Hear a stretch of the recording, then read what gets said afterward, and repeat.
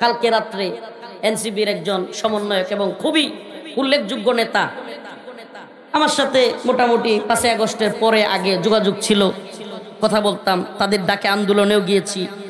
হাসনাত আব্দুল্লাহ, প্রিয় ভাই হাসনাত আব্দুল্লাহকে আমি এই ভিডিও বাউলের এটা পাঠাইলাম, আর এনসিপির যে বিবৃতি বাউলদের পক্ষে এটা পাঠাইলাম। তখন সে আমারে বলতেছে, হুজুর, আমি বলে ফেলতেছে, আমি কখনোই এই বিষয়গুলো বলি না।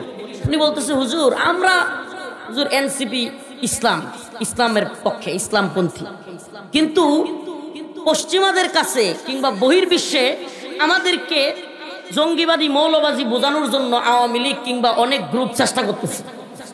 এই জন্য আমরা কিছুটা এরকম, তবে আমরা এই বাউল আবুল সরকারের ভিডিও আমরা দেখি নাই। বলতেছে বাউল আবুল সরকারের ভিডিও না দেখাই বিবৃতিটা দিয়ে দিছে। আবুল সরকারের পক্ষে বিবৃতি দেয় নাই, বিবৃতিটা দিছে ওই যে আরো কিছু বাউলকে মারধর করা হয়েছে তাদের পক্ষে। আজকে আবার এই বিবৃতির পাল্টা বিবৃতি দিছে যে আমরা কোনো ধর্মীয় উস্কানি বা ধর্মে আঘাত হানে এই ধরনের কাজের পক্ষে না, খেলা খাওয়ার পরে। কিন্তু আমার কথা হলো, আপনি বক্তব্য না শুইনা বিবৃতি কিভাবে দিলেন? ভারতের গোলামি করতে গিয়া হাসিনা এই দেশের যা মন চায় তা করছে। আলেম ওলামা আমাদেরকে জেলে বসছে, রিমান্ডে নিছে, নির্যাতন করছে, ফাঁসি দিছে, যা মন চায়। অনেক কিছু আমরা জানি যেগুলো আওয়ামী লীগের শেখ হাসিনার ইচ্ছাও ছিল না, ভারতের কথায় করা লাগছে, এগুলো আমরা জানি। খুদ আমারে যখন বেরি পড়াইছে, আপনারা শুনলে অবাক হয়ে যাবেন, খুদ আমাকে যেদিন বেরি পড়াইছিল ঢাকায়, আমি একবারে প্রাইম মিনিস্টারের ঘরের, প্রাইম মিনিস্টারের রুমের দায়িত্বশীল তাদের মুখ থেকে, তাদের মাধ্যমে কারাগারে থেকে শুনছি যে আমার ব্যাপারে সে বলতেছে, উনি বলতেছে যে এই হুজুরটারে কি এইভাবে বেরি টেরি পড়ানোর দরকার আছে? সেও খুশি না, তাহলে কাকে খুশি করে এরা? ভারতকে খুশি করে। কার গোলামি করে? ভারতের গোলামি করে। ভারত চায় আলেম ওলামাদেরকে গ্রেফতার করো। কেন? তারা মোদির বিরুদ্ধে আন্দোলন করলো। এই জন্য আওয়ামী লীগ ইচ্ছার বিরুদ্ধেও, আওয়ামী লীগের সব ভালো তা না, সব খারাপ তা না, কিছু খারাপ, অতিরিক্ত খারাপ, ভারতের গোলামি করতে গিয়া এরা এমন পর্যায়ে গিয়েছিল যে আল্লাহর আযাব নিজেরা ডাইকে আনছিল ভারতের গোলামি করতে গিয়া। তো ভারতের গোলামি করতে গিয়া আওয়ামী লীগ যদি এদেশে পিটানি খায়া পালাইতে বাধ্য হয়ে থাকে, এই আবুল সরকারের বক্তব্যের পরেই মেঘমল্লার বসু, জুনায়েদ সাকি, ফরহাদ মাজার, বামপন্থীরা, মিডিয়া সব ঝাঁপায়া পড়ছে তাদের পক্ষে। আর আমাদের হুজুররা, আর এই যে একটু আগে হুজুর যে ইসলামপন্থী বাক্স বইরা লাইতেছে, সব দল এক হয়ে গেছে, আমাদের হুজুররা ভোট আর জোট নিয়ে ব্যস্ত, আল্লাহরে নিয়ে কথা কওয়ার সময় নেই। ভোট আর জোট নিয়ে ওনারা খুব ব্যস্ত, ওনারা ইসলামী শরিয়া প্রতিষ্ঠা করবে, আল্লাহরে কেউ গালি দিলে এটার সময় ওনাদের নাই। আমি তো বলে ফেলি ভাই, আমি কাউরে রাইখা কথা বলি, কারণ আল্লাহর গোলামি করি। জমিন কার? কথা কর না, জমিন কার? এ হায়াত দিছে কে? মৃত্যু দিবে কে? জান্নাত দিতে পারেন কে? ইন্না সালাতি ওয়া নুসুকি ওয়া মাহইয়ায়া ওয়া মামাতি লিল্লাহি রাব্বিল আলামিন। আমার নামাজ, আমার কুরবানি, আমার হায়াত, আমার মৃত্যু সব কার জন্য? আল্লাহর জমিনে বাস করি, ভয় কাকে পাবো? এই জন্য আমি কখনোই আলহামদুলিল্লাহ, আল্লাহ মাফ করুক, আস্তাগফিরুল্লাহ, আল্লাহ মাফ করুক, এই জন্য আমি কখনোই কাউকে পরোয়া করে কথা বলবার চেষ্টা করি না, যেই দলের হোক। আমি স্পষ্ট বলি, আমরা আওয়ামী লীগ এবং হাসিনার বিরোধিতা করেছি ভারতের গোলামির জন্য। আমরা তাদের বিরুদ্ধে আন্দোলন করেছি। দেশের আলেম ওলামা তাওহীদবাদী জনতাকে রিমান্ডের নামে নির্যাতন করেছে, জেলে নিয়েছে। বাংলাদেশের শত শত আলেমকে নির্যাতন করবার কারণে আমরা তাদের বিরুদ্ধে গিয়েছি। ইসলামের বিরুদ্ধে অবস্থান করবার কারণে জাতীয় মসজিদে ভোট নিয়ে প্রশাসন গুলি করেছে মুসলিম জনতার উপরে। আমি বলতে চাই, আজকে যদি নতুন করে ডক্টর মোহাম্মদ ইউনূসের সরকার কিংবা আগামীর যে সরকার আসবে, এরাও যদি হাসিনার কাজ করে, তাইলে আমরা কি চুপ থাকবো? কথা বলেন, আমরা চুপ থাকবো? ওদের বাক স্বাধীনতা যদি আল্লাহ এবং তার রাসূলকে গালি দেওয়া হয়, কটূক্তি করা হয়, আমাদের হাত স্বাধীনতা হবে তোদেরকে সাইজ করে দেওয়া। কিন্তু একটা কথা বলি আপনাদেরকে, খুব সাবধান হয়ে যান। একটা কথা বলি, আপনারা পালা গান করবেন, বাউল গান করবেন, আমরা এখনই সব বন্ধ করে দিব, এই কথা বলবো না। কিন্তু যদি করতে চান, সাবধান, আল্লাহ এবং তার রাসূলকে নিয়ে, কোরআনকে নিয়ে, আলেম ওলামাদেরকে নিয়ে তাচ্ছিল্য করে বক্তব্য দিতে পারবেন। আমার কথা বুঝতেছেন? আমার কথা বুঝতেছেন? এই খাটোয়ারিতে হয়, আমার লেড্রিকান্দাতে হয়, পাগলবাড়ি, উরে বাবা, আল্লাহর ঘর মসজিদে জীবনে কোনোদিন, এই পৃথিবীতে আল্লাহর ঘরের চাইতে উত্তম জায়গা আরো আছে? কথা বলেন, আরো আছে? আল্লাহর ঘরে জীবনে কোনোদিন দুইকা পরে এমনি এমনি বাইরিছেন, জুতা খুইলা এই নামাজ পড়ে এমনি এমনি আইছেন? হুমা তাদের মাজারে গেলে এমনি এমনি আইতুই। কত বড় ভণ্ডামি চিন্তা করছেন? চিকিৎসার নামে এই সমস্ত পাগলবাড়ির নাম দিছে বাবা পীর, এই সমস্ত পীররা চিকিৎসার নামে মানুষকে হাতে পায়ে বাইন্দা চিকিৎসা করায় নদীতে পালা দেয়। হুজুর মোহাম্মদ সাহেব হুজুর আমার গ্রামে আশ্চর্য এক চিকিৎসার নাম হইছে হাত পাও বাইন্দা নদীর ফেলা দেয়। এরপরে অনেকক্ষণ রাখার পরে দুইজন মারাও গেছে, এটার নাম চিকিৎসা। আর মদের গন্ধে, আর সরি গাজার গন্ধে পাগলবাড়ি যাওয়া উপায় থাকে, খালি গাজা করি। এখন আমরা যখন তাদের বিরুদ্ধে কথা বলি, এরা মনে করে আমাদেরকে সত্য। আরে বেটা, তোমরা যে সমস্ত নামগুলো বিক্রি করো, যে সমস্ত মানুষদের নাম বলো তোমাদের উত্তরসূরি, করম শাহ কিংবা আরো যারা ছিলেন, টিপু শাহ, ভারত বিরোধী আন্দোলনের অন্যতম নেতা, আসলে এরা কি ওনাদের প্রকৃত বংশধর কিনা আল্লাহ পাক ভালো জানে। যদি সেই সমস্ত মানুষের বংশধর হয়ে থাকো, তাইলে গাজার ব্যবসা করতে পারতাম। একদিকে গাজার ব্যবসা করে, আর একদিকে এদের পায়ে আইসা মুরিদরা পা লাগাইয়া, কপাল লাগাইয়া পায়ে সুমা খায়। এ আল্লাহর ছাড়া কারো সিজদা করা জায়েজ? হে জারিয়াবাসী, আপনারা তো আমি আর চিনেন, আস্তাগফিরুল্লাহ, মাফ করুন, আমি ছোট মানুষ কিন্তু খুব তেরা। আমি কিন্তু বলতেছি আপনাদেরকে, যদি আপনারা পাশে থাকেন, আমার তো আল্লাহ মাফ করুক, অযথাই শেখুল হাদিস আল্লামা জিয়াউদ্দিন দামাত বারকাতুহুমের বিরুদ্ধে কিছু লোক অযথাই আমার নামে হুজুরের কান বাড়ি করছে, প্রোপাগান্ডা করছে হুদাই। এটা বিলাসপুর মাহফিল কেন্দ্রিক ঝামেলা। বিলাসপুরের মাহফিল, তারা দুইটা পক্ষ হয়েছে। আমি বড় মাহফিল করতে গেছি, ওই দুই ভাই আছে নুরুদ্দিন আর হাবিব মাওলানা সাহেব, ওনারা ওই আর দুই ভাইয়ের সাথে বিলাসপুরের দুই প্রোগ্রামওয়ালাদের ঝামেলা, আমি জানতাম না।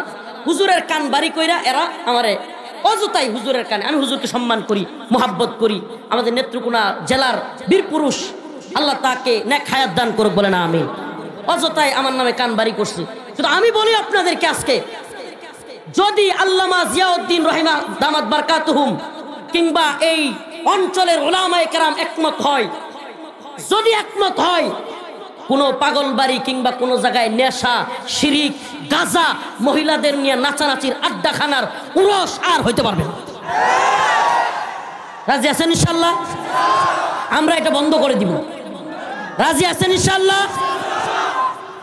যদি প্রশাসনকে বলবো ঝামেলা না চান, গাজা, নারী নিয়ে নাচানাচি, জুয়া খেলা, শিরিকি কাজ কারবার, পাথর উল্টায়, কি করে নাউজুবিল্লাহ, পাথর উল্টায়। আবার মহিলারা গোসল কইরা সকালবেলায় এই শরীরে সব দেখা যায়, ওই নদীর থেকে পুরুষদের সামনে সামনে যায়। যত ভণ্ডামি, এগুলার নাম যদি পীরগিরি হয়, তাহলে শয়তানি কোনটা?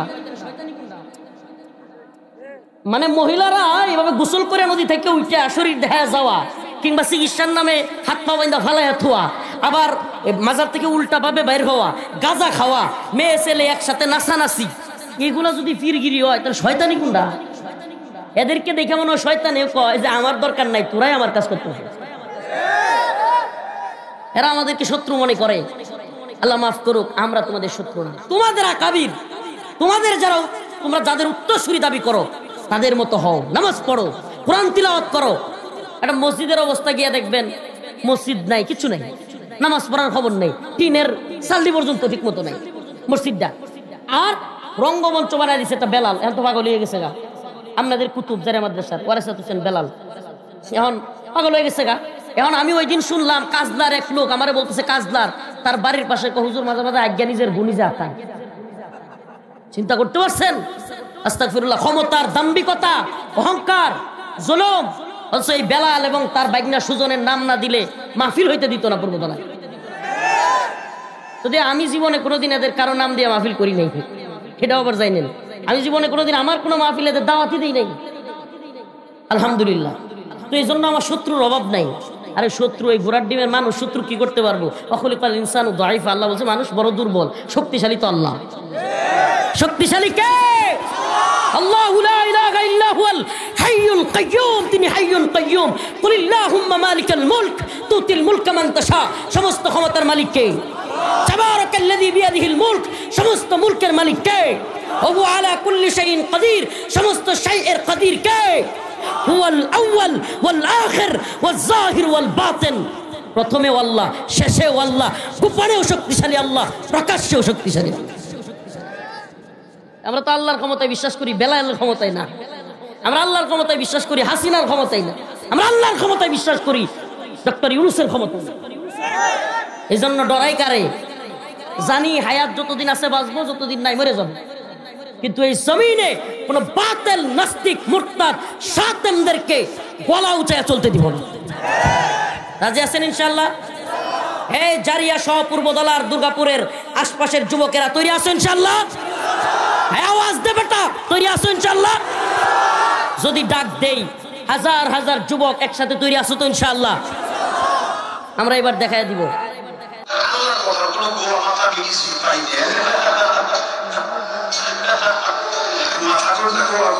নাউজুবিল্লাহ। আপনি চিন্তা করেন, আমরা শুধু ওর বক্তব্যে কষ্ট পেয়েছি তাই না, এখন নতুন করে এনসিপি নামক নতুন ছাত্রদের একটা দল বেরিয়েছে না, ছাত্র সমন্বয়কদের দল। হ্যাঁ, জুলাই বিপ্লবে এরা আন্দোলন করেছে, এটা সত্য। আমরাও আন্দোলন করেছি, তাদের সাথে ছিলাম। এনসিপি নামক এই দল, তারা আল্লাহর রাসূল আল্লাহ পাককে নিয়ে যে কটূক্তি করছে, এই বাউলাদের পক্ষে বিবৃতি দিচ্ছে। নাউজুবিল্লাহ বলবেন না? বাংলাদেশে নতুন এক মুরব্বী, স্বঘোষিত মুরব্বী, যে নিজেরে বর্তমানে শেখ হাসিনার পরে বাংলাদেশের মালিক মনে করা শুরু করছে, নাম হলো ফরহাদ মাজার। রাজনীতি সচেতন না যারা, এরা অনেকেই এর নাম ওনাকে চিনবেনও না, জানবেনও না। বর্তমানে কয়েকজন উপদেষ্টা এবং একাধিক সমন্বয়ক ছাত্র আন্দোলনের, এরা হইল তার মুরিদ। এই ফরহাদ মাজার যেমন ভান্ডারী, এই কিছু এর উপদেষ্টা আছে, মাহফুজ আলম একটা আছে, আরো কয়েকটা আছে, এগুলাও এর মুরিদ। এই জন্য সে মনে করছে যে যেহেতু ছাত্র উপদেষ্টারা আমার মুরিদ, আমার কিছু ভক্তবৃন্দ আছে, দেশটা মনে হয় নতুন করে, ওই যে শেখ হাসিনা যেমন কইতো এটা আমার বাপের দেশ, এমন মনে হয় ফরহাদ মাজারের বাপের দেশ। এই বদমাইশ বলতেছে যে বাউল আবুল সরকারের গায়ে হাত দেওয়া মানে আমার গায়ে হাত দেওয়া, বাউল আবুল সরকারকে গ্রেফতার করা মানে আমাকে গ্রেফতার করা। চিন্তা করছে? মানে হইলো আমাদের আঞ্চলিকভাবে কিছু মুরব্বী থাকে, এরা দেখবেন যে মুরব্বী বলতে কিছু লোক থাকে, এই আপনার নেতা গুছের বাজারের মধ্যে মনে করেন একটা সুর ধরা পড়ছে, সব মানুষ এর জ্বালায় অতিষ্ঠ, প্রায় দিনই চুরি করে, দোকান থেকে এটা নাই হয়ে যায়, ওইটা নাই হয়ে যায়, বাড়ি থেকে ওইটা নাই হয়ে যায়। এখন অনেক দিন পরে পাবলিক ওই সুরের ধরছে, জারিয়া বাজারে পাবলিক ওই সুরের ধরলে সম্মিলিতভাবে সব পাবলিক খেপা পিটানি দিবে না? হঠাৎ কইরা কিছু লোক মুরব্বী ঘুষের একজন মনে করেন এসে, যদি কেউ ওর উপরে হাত দিবি, ওর গায়ে হাত দেওয়া মানে আমার গায়ে হাত দেওয়া, ওরে কিছু বললা এটা আমারে বলা। এই ধরনের কিছু বুইরা খাড়াস আছে না নাই? বাসাটা একটু খারাপ করলাম। এই ফরহাদ মাজার বুইরা বসে বিমরতি ধরছে, সে মনে করতেছে তার বাপ দাদার দেশ, এদেশের আলেম ওলামা তাওহীদি জনতা সব সহ্য করে, নেতামি দল এগুলো দেখতে পারে, কিন্তু যদি উলামায়ে কেরাম তাওহীদি জনতাকে বলে যে এই লোক আল্লাহ এবং তার রাসূলের দুশমন, বাংলার জমিনে তার জায়গা হয় না। অতএব আমরা বলি সাবধান হয়ে যায়। ওয়ালা ইন সাআলতাহুম লায়াকুলুন্না ইন্নামা কুন্না নাখুযু ওয়া নালআব কুল আবিল্লাহি ওয়া আয়াতিহি ওয়া রাসূলিহি কুনতুম তাস্তাহজিউন লা তা'তাযিরু ক্বাদ কাফারতুম বা'দা ঈমানিকুম। প্রিয় উপস্থিতি, দীর্ঘ রাত হয়ে গেছে, আমি আলোচনার একবারে টু দা পয়েন্ট ঢুকে যাচ্ছি যে এই আয়াত নাজিল হওয়ার প্রেক্ষাপটটা কি ছিল, আজকের বর্তমান প্রেক্ষাপটের সাথে এটার গুরুত্ব কতটুকু, কিংবা সামঞ্জস্য কতটুকু এটা বুঝাই দিয়ে আমি আলোচনা শেষ করবো ইনশাআল্লাহ। আমরা বর্তমান সমাজে অনেকে দেখি, অনেক সময় এমন কিছু লোক আছে যারা খুব জঘন্য কাজ করে, কিন্তু যখন তাকে ধরা হয়, যখন তাকে পাকড়াও করা হয়, তখন বলে আমরা দুষ্টামি করতেছিলাম। নাউজুবিল্লাহ, বলে কি বলে না? অনেক চোর আছে, চোর সমাজের মধ্যে পরিচিত, আপনি চিনেন, তারা চুরি করে। এই চোর করে কি, 10-12 জন একসাথে থাকলে হঠাৎ করে একজনের মোবাইল নাই, খুঁজতেছেন, তার কাছে পায়া লাইবেন, তখন সে বলবে আমি তো মজা করতেছিলাম, দুষ্টামি করতেছিলাম। আছে না নাই? দইরা লাইলে মজা করতেছিলাম, গাছের ফল পায়রা লাইছে, হ্যাঁ কিরে কি করস, আরে মানে দেখতেছিলাম। এমনও কিছু বদমাইশ লম্পট আছে নাউজুবিল্লাহ, রাতের গভীরে আমাদের মা বোনদের দরজায় গিয়া টুকা মারে। যেদিন আমাদের ভাই কিংবা আশেপাশের পুরুষ মানুষ ঘরে না থাকে, এমন কিছু লম্পট আছে যারা ঘরের মধ্যে গিয়া টুকা মারে। টুকা মাইরা ওই মহিলার সতীত্ব বা ওই মহিলা সৎ কিনা পরীক্ষা করে। যদি দরজা খুলে দেয়, তাকে স্বাগত জানায়, তাহলে তো নাউজুবিল্লাহ সে এই চিন্তা ভাবনায় ঘরে ঢুকে। আর যদি কোনো মা কোনো বোন যদি জুতা নিয়ে কয় এই বদমাইশ তুই এনে কি লেগা, তখন কয় ভাবি দুষ্টামি করতেছি। আছে না নাই? এটা শুধু এই জামানায় ছিল এমন না, খারাপ কাজ করার পরে আমি দুষ্টামি করতেছিলাম, মজার চলে করে ফেলছি, এগুলো বলার লোক আগেও ছিল। আল্লাহ রসুলের যুগে, সাহাবায়ে কেরামের যুগেও ছিল। এক লোক তাবুকের যুদ্ধে, আজকের যে আয়াত তিলাওয়াত করেছি এটা শানে নজুলটা একটু বলি। তাবুকের যুদ্ধের সময় এক লোক, কোরআন তিলাওয়াত হচ্ছে, কোরআনের আলোচনা হচ্ছে, এমন এক মজমায় আরেকজনের সাথে বলতেছে এই কোরআন তিলাওয়াতকারীরা, এই কোরআন পাঠকারীরা হলো মিথ্যুক। নাউজুবিল্লাহ, মানে যারা কোরআন পাঠ করে আল্লাহ রসুল সাহাবায়ে কেরাম, তাদেরকে বলতেছে মিথ্যুক, তাদেরকে বলতেছে পেটুক, তাদেরকে বলতেছে ভীতু কাপুরুষ। নাউজুবিল্লাহি মিন যালিক। তখনই এই আয়াত নাজিল হয়েছে। আল্লাহ পাক তার রসুলকে জানায়া দিচ্ছেন যে যেই লোকগুলো এই সমস্ত কথাবার্তা বলে, এদের অন্তরের অবস্থা এক, মুখের অবস্থা আরেক। এটা কেমনে? যখন এই আয়াত নাজিল হলো, ওয়ালা ইনসালতাহুম লা ইয়াকুলুন্না ইন্নামা কুন্না নাখুদু ওয়া নালআব কুল আবিল্লাহি ওয়া আয়াতিহি ওয়া রাসূলিহি কুনতুম তাস্তাহজিউন। আল্লাহর রাসূল সাল্লাল্লাহু আলাইহি ওয়াসাল্লামকে আল্লাহ পাক জানায়া দিলেন যে আপনি যখন তাদেরকে জিজ্ঞেস করবেন কোরআন তিলাওয়াত পাঠকারীকে কেন তুমি মিথ্যুক বললা, কেন তুমি কোরআন পাঠকারীকে পেটুক বললা, কেন তুমি কোরআন পাঠকারীকে কাপুরুষ বললা, তখন তারা বলবে লা ইয়াকুলুন্না ইন্নামা কুন্না নাখুদু ওয়া নালআব। এই যে বদমাশ, যেটা কিনা তাবুকের যুদ্ধের সময় এই কথাগুলো বলতেছিল, আল্লাহ রসুল সাল্লাল্লাহু আলাইহি ওয়াসাল্লাম হাদিসের মধ্যে আসছে, উট দিয়ে যাচ্ছিলেন, আল্লাহ রসুলের উটে এইভাবে এক হাত ধরছে আর এইভাবে দৌড়ে দৌড়ে উটের সাথে যায়, আর তার শরীরটা পাথরের সাথে লাগতেছিল, এভাবে দৌড়ে দৌড়ে যায় আর বলে ইয়া রাসূলুল্লাহ আমি তো আসলে মজা করতেছিলাম। মজা কি করতেছিলাম? মজা করতেছিলাম। আল্লাহ পাক কোরআনের আয়াত নাজিল করে জানায়া দিলেন, কুল আবিল্লাহি ওয়া আয়াতিহি ওয়া রাসূলিহি কুনতুম তাস্তাহজিউন। হে নবী আপনি বলেন যে তুমি কি আল্লাহ এবং তার রাসূলকে নিয়া, আল্লাহ এবং তার রাসূল ওয়া আয়াতিহি এবং আল্লাহর কোরআনকে নিয়া মজা করতেছিলে? যদি তুমি তাই করে থাকো, আল্লাহ এবং তার রাসূলকে নিয়া, কোরআনকে নিয়া মজা করে থাকো, লা তা'তাদিরু ক্বাদ কাফারতুম, লা তা'তাদিরু ক্বাদ কাফারতুম, তোমার কোনো উযর, কোনো আপত্তি, তোমার কোনো বক্তব্য শোনার সময় নাই। লা তা'তাদিরু ক্বাদ কাফারতুম বাদা ঈমানিকুম, তুমি ঈমান আনার পর কুফরি করেছো, আল্লাহ এবং তার রাসূলকে নিয়ে কটূক্তি করার কারণে ঈমান আনার পর তুমি কাফের হয়ে গেছো, তোমার কোনো উযর আল্লাহ পাক শুনবেন না। আমাদের সমাজেও কিছু আউলা বাউলারা খুব বাড়ছে, এরাও আল্লাহ এবং তার রাসূলকে নিয়ে ইচ্ছামতো গালমন্দ করে, ইচ্ছামতো আল্লাহ এবং তার রাসূলকে নিয়ে কটূক্তি করে, আল্লাহ এবং তার রাসূলকে, কোরআনকে হেয় প্রতিপন্ন করে। এদের অবস্থা হলো এমন যে এদেরকে যখন মনে করেন কথার কথা জাইরা বাজার একটা দর্শন বাউলা, এই বদমাইশ আল্লাহ এবং তোর রাসূল রে নিয়ে উল্টাপাল্টা কথা কস, কিংবা তুই গাঞ্জা খাস, ঠিক মতো নামাজ পড়স না, আবার নিজেরে ওলিয়া উলিয়া মারে ভর্তের লোক দাবি করস, তখন বলবে আরে আমরা তো মানুষের একটু বিনোদন দেই, মজা করি। কি বলবে? মজা করি। আল্লাহ বলেন তুমি মজা করো। কুল আবিল্লাহি ওয়া আয়াতিহি ওয়া রাসূলিহি, আল্লাহ তার রাসূল এবং তার আয়াতকে নিয়ে মজা করো। লা তাতাদিরু কাদ কাফারতুম, তোমার কোনো উযর আপত্তি, তোমার কোনো উযর কবুল হবে না, গ্রহণযোগ্য হবে না। লা তাতাদিরু কাদ কাফারতুম বাদা ঈমানিকুম, ঈমান আনার পর তুমি কুফরি করে ফেলেছো। এই ফতোয়া কে দিছে? এখন যদি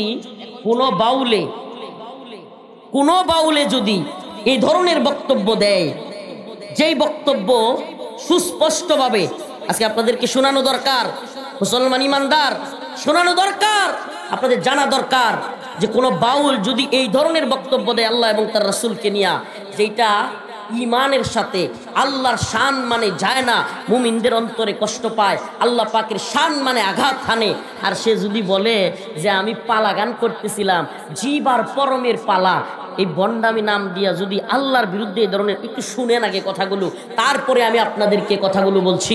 এই কথাগুলো আমাদের এই আঞ্চলিকভাবেও খুব প্রাসঙ্গিক, বর্তমান জাতীয়ভাবেও খুব প্রাসঙ্গিক। কেন প্রাসঙ্গিক এটা তারপরে বলছি, আপনারা একটু ভিডিওটা দেখবেন, শুনবেন। জানি আল্লাহর কথার কোনো গোড়া মাথা আমি কিছুই পাই না। নাউজুবিল্লাহ। মাথা কোনটা গোড়া কোনটা? আমি জানি না আপনারা শুনছেন কিনা, বলছে আল্লাহর কথার গুয়া মাথা আমি কিছুই খুঁজে পাই না। আবার হুজুরে বলেন নাউজুবিল্লাহ।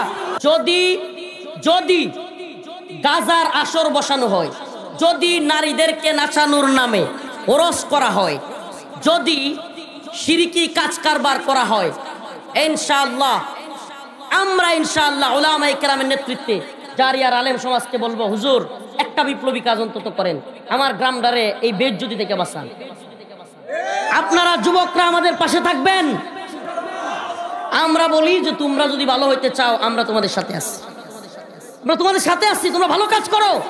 তোমরা তোমাদের আকাবির আসলাফ, টিপু শাহ, করম শাহ, তারা যে কাজ করতেন, ভালো কাজ করতেন, মানুষকে দাওয়াত দিতেন, দিনের পথে চলাইতেন, ইংরেজ বিরোধী আন্দোলন করেছিলেন, তোমরা যদি ভালো হয়ে যাও আমরাও তোমাদের সাথে আছি।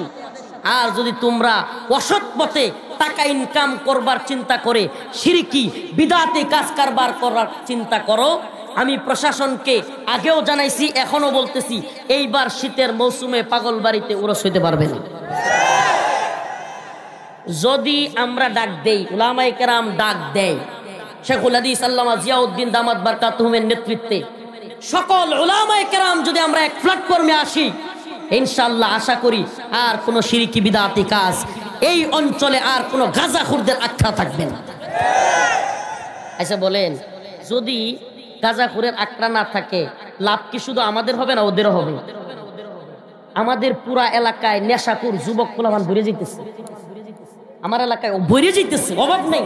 ও মানে পোলাপান গাঁজা খায়, চোখ দেখলেই লাল, নদীর পাড় থেকে আইতেছে হাইটা হাইটা, লাল টুকটুকা চোখ দেখলেই বোঝা যায় আর গাজার গন্ধ।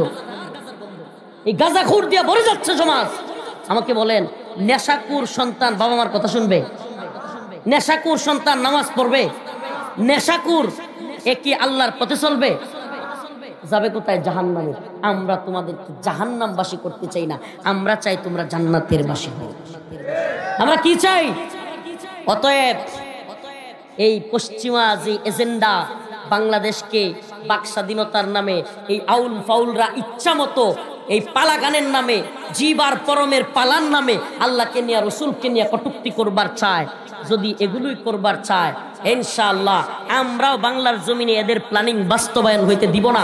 এরা মুসলমানদের পালস বুঝবার চেষ্টা করে, আমরাও ইনশাআল্লাহ তাদেরকে প্রতিহত করব। রাজি আছেন ইনশাআল্লাহ? তবে একটা কথা বলি, কারো বাড়ি ঘরে হামলা করা, কারো ঘর ভাঙচুর করা, কিংবা আল্লাহ না করুক কারো আঘাত করা আমাদের উদ্দেশ্য না। আমাদের উদ্দেশ্য গাজার আসর বন্ধ করা, আমাদের উদ্দেশ্য নারীদের নিয়ে অশ্লীল নাচানাচি বন্ধ করা। এই 20টা 30টা মাইক লাগায়া সারা এলাকাবাসীকে মহিলাদের ডান্স শোনানো, নাচ শোনানো, গান শোনানো, এগুলো বন্ধ করা। শিরকি কাজ কারবার, আল্লাহকে বাদ দিয়া মানুষের পায়ে সিজদা করা, চুমা খাওয়া, এগুলা বন্ধ করা। নামাজ পড়ে না এমন লোক, দাড়ি নাই এমন লোক, গাঁজা খায় এমন লোক এমনি বসে আছে আর পায়ে সিজদা করতেছে। আল্লাহ তাআলা এই শিরকি কাজ কারবার থেকে আমাদেরকে হেফাজত করুন। আরো জোরে বলেন আমিন। কষ্ট পেয়ে থাকলে মাফ করবেন, কারো কষ্ট দেওয়ার জন্য বলি নাই কথাগুলো বলেছি আমার এই অঞ্চলকে শুদ্ধ করবার জন্য। কথাগুলো বলেছি আমাদের এই প্রোগ্রামে, আমার এলাকার সবচেয়ে পরিচিত মাহফিলে, যাতে করে আমরা সকলে সম্মিলিতভাবে এক হইতে পারি। রফিকুল ইসলাম মাদানিরে একলা সাইরা দিবেন নাকি থাকবেন? কে কে থাকবেন হাত তুলেন। লিল্লাহি তাকবীর, লিল্লাহি তাকবীর। যদি আপনারা সাথে থাকেন প্রত্যেকটা মসজিদে মসজিদে খবর পাঠাইবেন, যে দিন ডাক দিমু লিফলেট বিতরণ করবেন, প্রত্যেকটা মসজিদে মসজিদে ইমাম সাহেব হুজুরদেরকে বলবেন, হুজুর যারা আছেন দয়া করে একেবারে বিনীত অনুরোধ করি সকল এলাকায় জানাইয়া দিবেন। ইনশাআল্লাহ যদি তারা মনে করে যে আবারও এই সমস্ত কাজ করবে, ইনশাআল্লাহ আমরা রুখে দাঁড়াবো ইনশাআল্লাহ। আর যদি আপনাদের মুরিদরা আপনাদেরকে হাদিয়া নিয়ে আসে, তোহফা নিয়ে আসে, আপনাদের বাড়িতে আসে, আপনারা তাদেরকে কি করেন না করেন এগুলো আমাদের দেখার বিষয় না। কিন্তু আপনারা শিরিক, বিদআত, তারপরে মানুষকে অপচিকিৎসা দেওয়া, গাজার আসর বসানো, গান বাজনা করা, এগুলা বন্ধ করতে হবে। আমাদের কথা একেবারে ক্লিয়ার, পরিষ্কার কথা। আল্লাহ পাক আমাদের সবাইকে বুঝার এবং আমল করার তৌফিক দান করুন। আরেকটা দাওয়াত দেই, যদিও এখানে কেউ যেতে পারবেন কিনা, 1 ডিসেম্বর ইনশাআল্লাহ আমি ছোট মানুষ, আমার দল নাই, কিন্তু আমি আল্লাহর শান মানের জন্য মানিকগঞ্জ আদালত চত্বরে কর্মসূচি ঘোষণা করেছি। যদি এই বাউল আবুল সরকারকে মুক্তি দেওয়া হয়, মানিকগঞ্জ আদালত চত্বরে হাজার হাজার তাওহীদি জনতা নিয়ে অবস্থান কর্মসূচি করা হবে এবং পরবর্তীতে বৃহত্তর কর্মসূচি দিয়ে হলেও এই সমস্ত বাউলরা আল্লাহকে নিয়ে কটূক্তি বন্ধ করতে হবে। আল্লাহ পাক আমাদের সবাইকে নামাজি বানায়া দিক। আল্লাহ পাক আমাদের সবাইকে দিনদার পরহেজগার মুত্তাকি বানায়া দিক। আল্লাহ পাক আমাদের সবাইকে একে অপরের বিপদে আপদে বালা মুসিবতে পাশে দাঁড়াবার তৌফিক দান করুন।